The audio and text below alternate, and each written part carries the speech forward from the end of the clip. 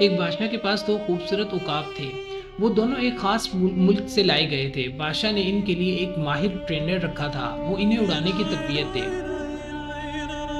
کچھ دن بعد ٹرینر نے بادشاہ سے کہا، بادشاہ سلامت، ان میں سے ایک عقاب تو بہت شاندار پرواز کر رہا ہے، آسمانوں کو چھو رہا ہے، لیکن دوسرا عقاب وہ درخت کی ایک ٹہنی پر بیٹھا رہتا ہے، نہ اڑتا ہے نہ ہلتا ہے۔ بادشاہ کو بہت فکر ہوئی۔ اس نے ملک کے تمام ماہر شکاریوں، ٹرینرز اور حکماں کو بلایا۔ سب نے کوشش کی مگر وہ عقاب ویسے کا ویسا ہی رہا۔ آخرکار بادشاہ نے اعلان کروا دیا، جو شخص اس عقاب کو اڑانے پر مجبور کرے گا اسے انعام دیا جائے گا۔ اگلے دن محل کے باغ میں وہی عقاب آسمان پر پرواز کر رہا تھا۔ بادشاہ حیران ہوا، خوش ہوا، فوراً اس شخص کو بلایا جس نے یہ کمال کر دکھایا۔ وہ کوئی ماہر نہیں تھا، وہ ایک سادہ سا کسان تھا۔ تم نے ایسا کیا کیا جو کوئی نہ کر سکا؟ کسان نے مسکرا کر جواب دیا، میں نے کچھ خاص نہیں کیا حضور، بس وہ ٹہنی کاٹ دی جس کے اوپر عقاب بیٹھا رہتا تھا۔ کبھی کبھی ہم سب کی زندگی میں صرف ایک ٹہنی ہوتی ہے جس سے ہم چمٹے ہوئے ہوتے ہیں اور ہم اڑنا نہیں چاہتے، لیکن اس ٹہنی کو چھوڑنے سے ڈرتے ہیں۔ اسی خوف کی وجہ سے ہماری پرواز بالکل رک جاتی ہے۔ ہم دوسروں کے سہارے بیٹھے ہوتے ہیں۔ یہ ٹہنی بھی بالکل ایک سہارے کی طرح ہے۔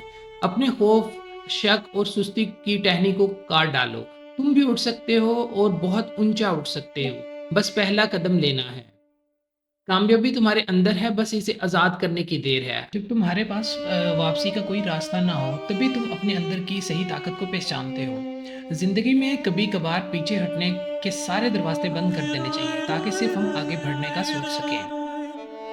اس کہانی سے ہمیں یہ بھی سبق ملتا ہے کہ آپ نے کبھی سوچا ہے کہ جس چیز سے آپ ڈرتے ہیں وہی آپ کے اندر کی سب سے بڑی قابلیت کو دبا کے رکھتی ہے۔ جو چیز تمہیں روک رہی ہے وہ تمہاری اپنی سوچ ہے، اسے بدل دو، دنیا تمہاری خود بخود بدل جائے گی۔ تمہارے پر سلامت رہیں، بس اڑنے کی ہمت کرو۔ تو دوستو، آج اس عقاب کی کہانی نے ہمیں یہ سکھایا کہ اپنی طاقت کو پہچانو، جو چیز تمہیں روک رہی ہے اس ٹہنی کو کاٹ دو، خوف چھوڑو، ایک قدم بڑھاؤ اور سب سے بڑھ کر خود پر یقین رکھو۔ اس طرح کسان کی طرح بنو جو دوسروں کی پرواز ممکن بناتا ہے، یا اس عقاب کی طرح بنو جو آخرکار اپنے مقام پر پہنچ گیا۔